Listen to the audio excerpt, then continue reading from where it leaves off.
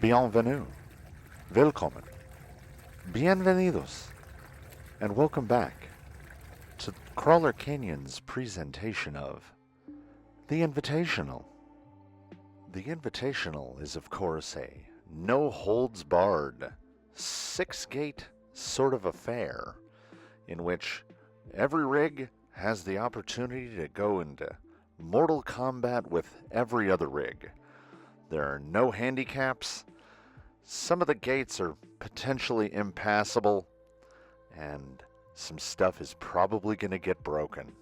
So sit back and prepare yourself for the spills, chills, and thrills to be found within the Invitational. Scoring is, as always was, 7 points for a gate strike, 10 points for a rollover, and 2 points for a reverse. There are no gate points, so a perfect score on a run is 0. So now that you know what you need to know, get ready for the next group in the next round of the Invitational.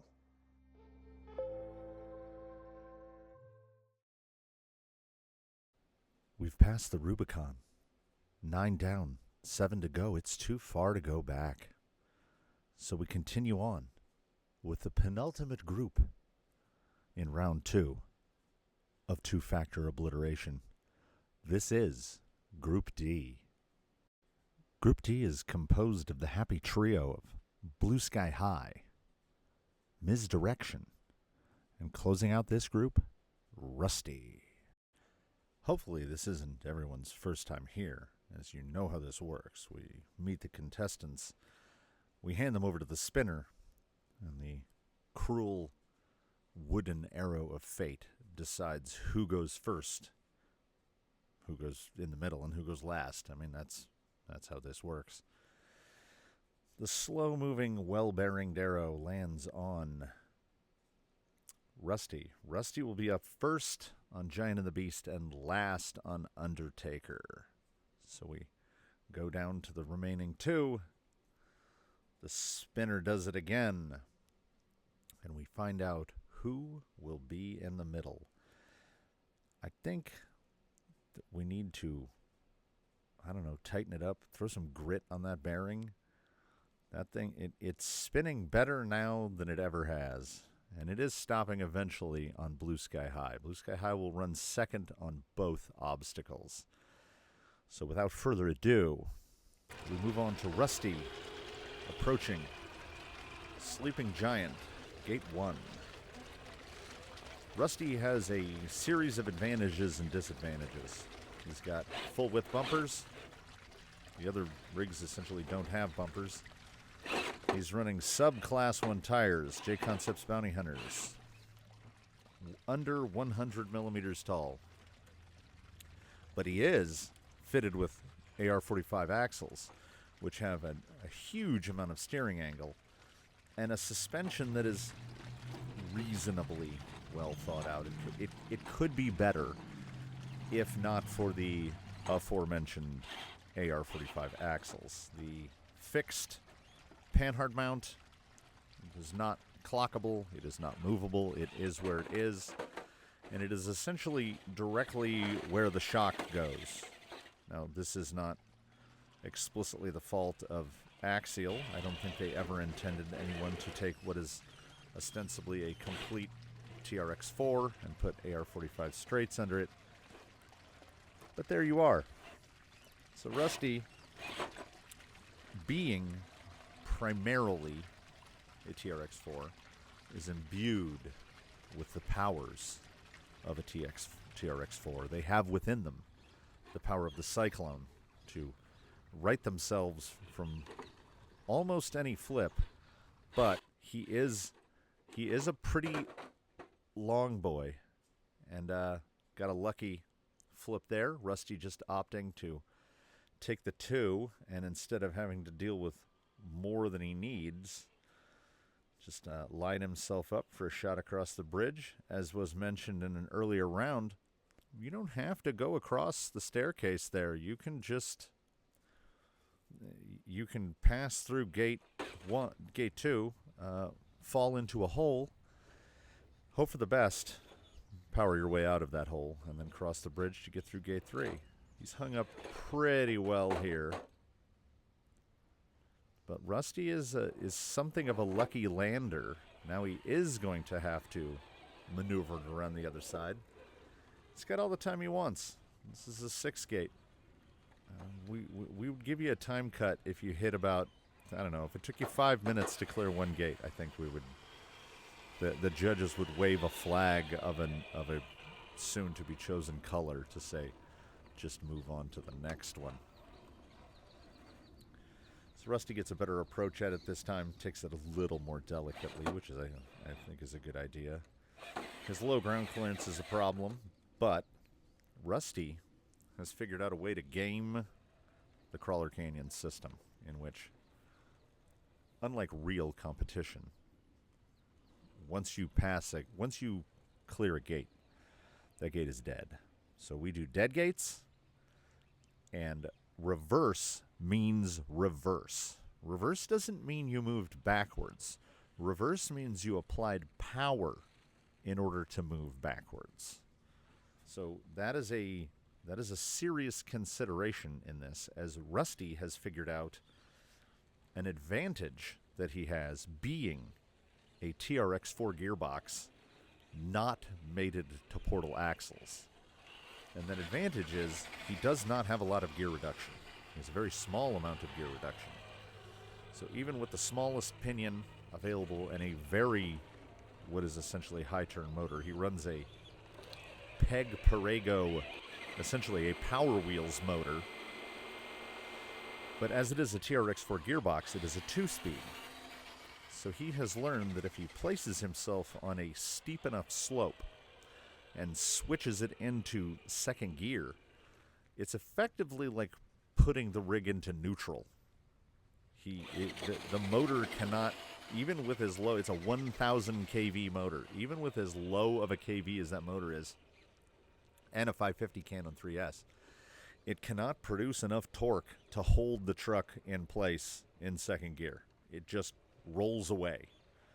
So if Rusty finds himself in a spot where he's not quite lined up, he will just shift into second and roll backwards, and shifting it back into first is almost like activating a parking brake.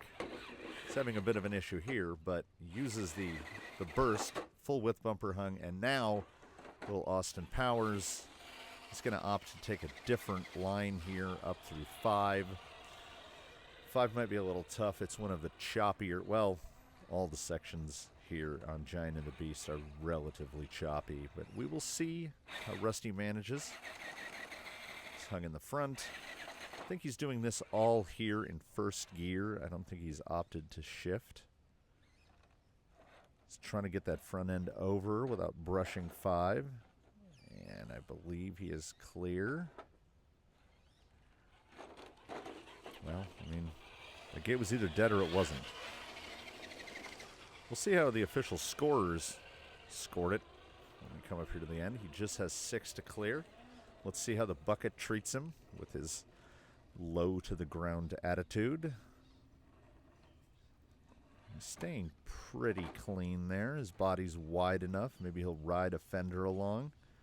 It's lifting him a little high, but does a phenomenal 2-wheel motion there to clear himself through 6. Gets a little hung, but ends up clearing through the first portion of today with just 5 reverses. So apparently he did clear gate 5. And wasting no time at all, the man in the middle, Blue Sky High, is approaching. And I don't want to say that he has unfair advantages, but let us do say that he has certain advantages over his 2 competitors today. He has 4-wheel steer, and he has Ruptures. That's kind of the end of his advantages, really. His CG is the highest of the 3 on the day. He sits pretty high. He has the tallest tire on the day of quite a bit. But the Rupture does make up for its height in its ability to grip omnidirectionally. So like right in here where a lot of people have problems, he's actually oversteered, and he is too far to his left at the top, which has shunted him out a little bit. Let's see if he joins the tumble into the pit crew. It does not look like he will. But of those who did not tumble into the pit, there are those that tumble down and are caught by the leg of the railroad bridge. So let's see if he's in that group or if he is in the rare elites. Oh, that angled skid is giving him a bit of a problem here. Yep, he's clear there. And he joins the tumble down into the railroad bridge group, which I think it might have split into even thirds at this point. Nearly even thirds of either falling into the pit or tumbling into the bridge. He's taking it very slowly. He has watched previous competitors in previous groups fall victim to their own mental errors, just taking it too fast, not respecting the gate. Earlier groups just came at it pretty bold because they figured it's the round of 16, 12 move on. There's only 4 guys being eliminated. I won't be one of those guys. But here we are, entering Group D, and it's honestly, it's kind of surprising some of the rigs that are currently on the bubble. It's clear of 5, and as was mentioned, he's tall, and he has no chance of getting out of that. So Blue Sky High just matched Rusty's score for the whole course by... and this is not the first time we've seen this, where someone goes at it too hot and ends up rolling it over. Had he a rear bumper, might have caught him and held him down. Now he's trying to find the correct attitude without having the front end unload on him and roll him down the hill. He is not clear of 5 yet. He is now clear of 5. Cleared it relatively easily, actually. Now let us see how Gate 6 treats him. A little crab walk there. Lining back up for 6. He knows to stay as far to the left, as close to the marker 50 as possible. He's been pushed a little bit towards the fence. Four-wheel steer is probably not going to help him too much in the bucket, and a rear tire slip caused the front tire to drop down. And I saw that marker hit. Did the judges see it? They sure did. Clear as day. 1 rollover, 1 gate. Walks away with 17 points. Misdirection sneaks in silently. She appropriately has a stealth gearbox. She is nice and quiet. Misdirection, for those who have not seen, is essentially the underpinnings of an Element Enduro with the shocks and cage of an axial Capra. So she is kind of the best of both worlds. She is cleared of 1. She has a lot of flex, because there's a lot of flex built into the Capra geometry. And she does take that Capra geometry as, the shock mounting points on the cage are the shock mounting points on the cage. So she is trying a very aggressive line here. Gets too close to the trench. He's probably going to have to pull a second reverse here to avoid that marker. It does. But has still not come even remotely close to striking a gate. 3 reverses now. She's piling on the reverses. I don't think that was a smart angle to take behind the sleeping giant there. This could go goodly, or this could go badly, as she's a little too low down on the staircase, and she has a tendency to lift a wheel a little bit. This is what happens to rigs who have a lot of flex built into them. She's got good sidewall support. It's holding her on so far. She's she's past halfway, but the rear end is pretty hung now, and now she's kind of in a, this is approaching an intractable position. So we'll see if she can get clear of this. Belly's dragging pretty good. Luckily, she's fitted with an LCG, a Bauhaus skid, and a very slow roll, but that was a cat-like landing. And unlike some before, she landed facing the correct direction. She will twirl out, make a nice U-turn here. Take basically the same line Rusty did. She might have pushed a little tighter to the right. We'll see if that can draw that low side rear tire up. Not a problem. Scorpios are sort of suited to this type of environment. They are a transitional tire. Somewhat like a landmine, but I think they do a little better on looser surfaces than the landmine does, and they stand a little shorter, which I think helps her because it keeps the CG low. That corner is just absolutely blown out. She has almost the steering angle, and she is going to try reversing in. I don't know if she will be penalized for that momentary pause in the middle of that reverse. She's dropped down into that rock. That is not a good place to be. This is a good loose soil tire, but it's also not magic. She's trying to walk it back, and because it's so loose, she managed to walk it back. Got into an excellent position. And again, no bumpers, no overhangs. So when she drops into that spot, she's in a much better situation to move forward. Ooh, lucky there. Lucky and unlucky at the same time. You'll notice that that gate marker is directly in between her wheels. So I'm not 100% sure how she ended. She sort of bumped herself into this position. And we've noticed a couple rigs coming through the transitional stage between 4 and 5 have bumped themselves into someplace bad. Argentum in Group A did a full front flip into the bucket, which is kind of the worst case scenario for bumping over that. It's very high traction, but it's very choppy. So when competitors try to bump through it, it's really unpredictable as to where that bump is going to end up.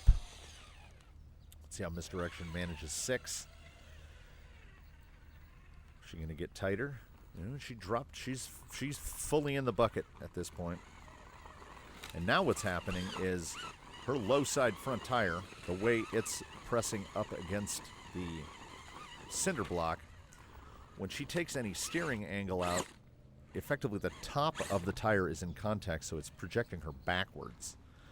And now her tire is in the lowest spot of the bucket, but she has a lot of flex. Push the weight forward, clears through 6, heading back to the staging area, and ends that with 7 reverses. She was clear of all gates, but did 7 reverses for 14 points, which is almost like hitting 2 gates. It's the exact same as hitting 2 gates, really. So as she ran last in the first stage, she runs first in the second stage. She's going to make a full attempt here at gate 1 in Undertaker, which has effectively stymied everyone. As there is no transitional area here, it is a nearly vertical rock face with another nearly vertical rock face on top of that, and below that is just dirt. At the close of round 2, there will be some course changes made. The materials piles are getting moved around a little. Oblivion is getting worked on. Everything's kind of getting worked on, except no work can be done on Undertaker or the Sleeping Giant or the Beast because they are in progress. She clips the right-hand marker on gate 1, but a clean approach. She was very, very close to getting through that. She should have no problem here up at the top. Scorpios are particularly good at this sort of activity. Just taking it very slowly. Good deflection on the rear tire there. She's actually having to counter steer a little. She has too much steering. It's pushing her too high. What she doesn't want to happen is that tire to drop outside of that guy. She goes over the top, which is something you can do if you've got a buggy body. Takes a little pause there at the top.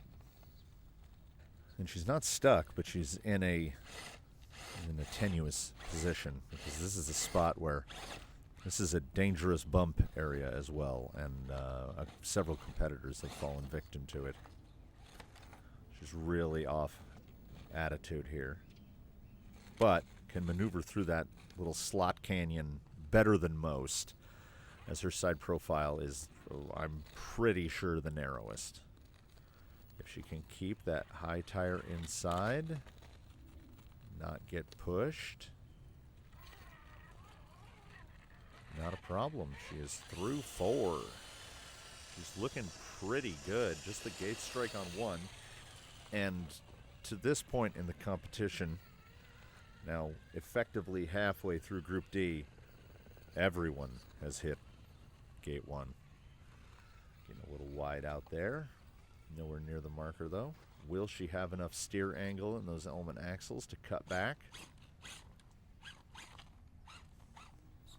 And it does not appear that she will. She's got too much traction up here. She can't get the front end to slide. Pulls one more reverse. Lines herself up perfectly for gate 6. She's dead center. Should not be any problem here. Oh, got a little closer to that marker than we would have thought. But clears through 6 and has now completed her day. She ends Undertaker with 1 reverse and 1 gate for 9 points. Started with a gate, ended with a reverse. Blue Sky High comes up and was mentioning pre-round that he's taking this first gate as seriously as anyone.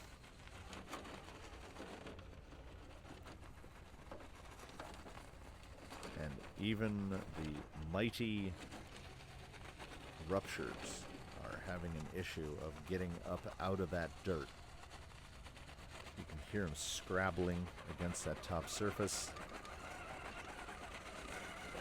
He's trying anything. He wants to try to find any amount of purchase there in the middle section. He doesn't want to get shuttled off to one side of the gate or the other and have to try to use too much attitude up top. He's trying anything to get up. Rolls, but he's got 4-wheel steer. He's got quite a bit of power. And he has managed to right himself. It wasn't pretty, but it got the job done. Very close to that marker there. He's taking it very, very slowly now. As the face of that rock, it just wants to push competitors to one side or the other. Is he staying inside the marker? Oh, he's well inside the 42. Trying to angle it back, shimmy it back. Oh, he's pulling up. He's about halfway up that face. He's maybe 2 inches away from clearing this. He just needs to find the right spot for that tire to bite without it getting pushed back into the left-hand marker. He was very close there and Houdini'd over it, which put him kind of in line for the right-hand marker of gate 2, but again, 4-wheel steer. This is the spot where Blue Sky High has to be particularly careful. The last competitor that ran this in Ruptures did not have an enormous advantage through here. And Blue Sky High, due to his CG, is about to come as close to the camera as anyone has previously. He got a good loft there. Actually just missed the camera on the way down. Basically landed on his nose and did like a little tumble bug and ended up facing directly at the obstacle, but fortunately was not like his wheels were all clear. Like he just had he just drove right back up on it. Very close to 18. We've just taken to calling the tennis balls by their numbers. before round 3, we are going to dig through the bin and get some numbers that kind of make sense. As it was just grab them out of the bucket. I think I see 9 on one in gate 5 there. If anybody knows how to get a Sharpie off of cheap tennis balls so we can renumber them, we would do that.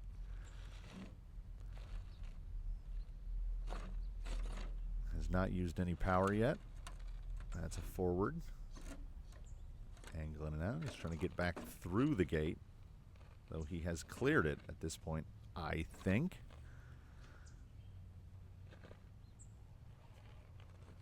Reversing. And even if he hadn't cleared it, he cleared it in reverse. And so far as my eye could tell, a semi-critical eye at best, he cleared 4 in both directions. He fell through it, and then he drove back through it the other way, and then he reversed through it for a 3rd time.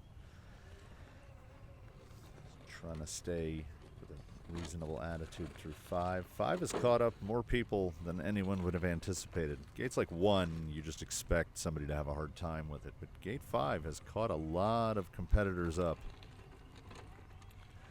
Should have no issue here. He doesn't have dig, but he has 4 wheels, and they all steer.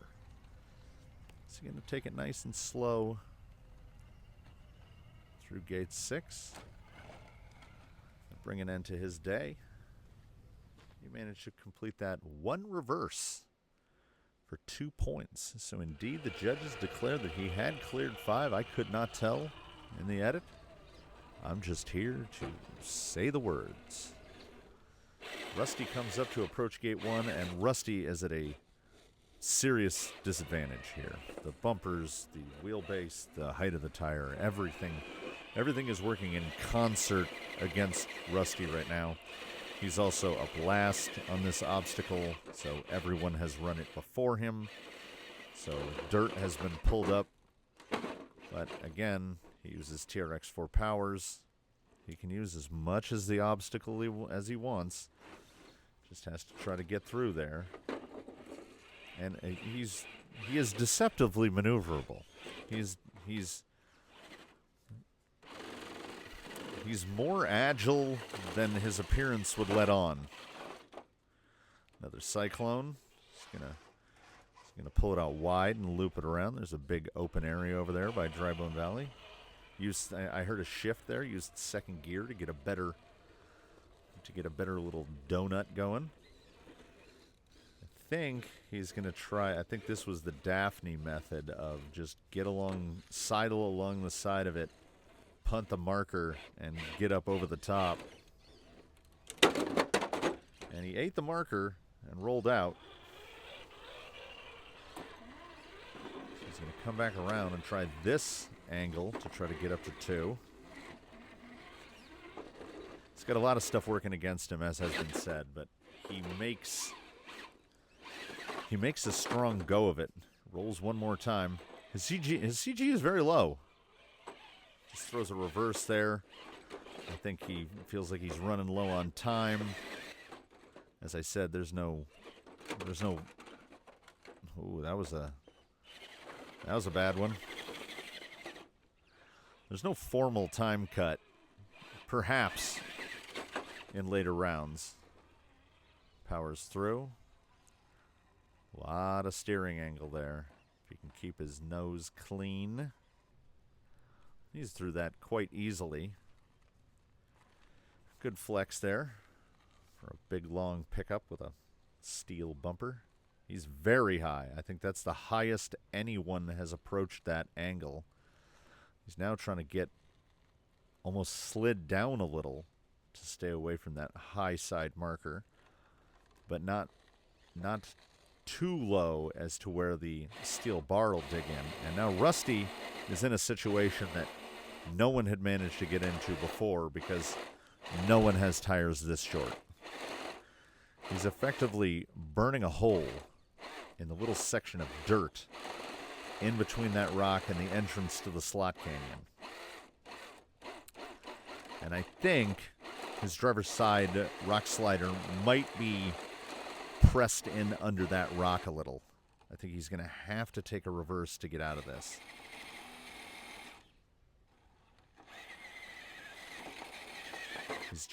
And he powers through and lands somewhere. He had cut all the way around back to the gate one side, but got out of shape again, falls off again, and is now going to attempt a misdirection style move where he is going to try to wrap around gate 4 and, I don't know, fall through it? I don't see how he's going to get enough spot to turn around here.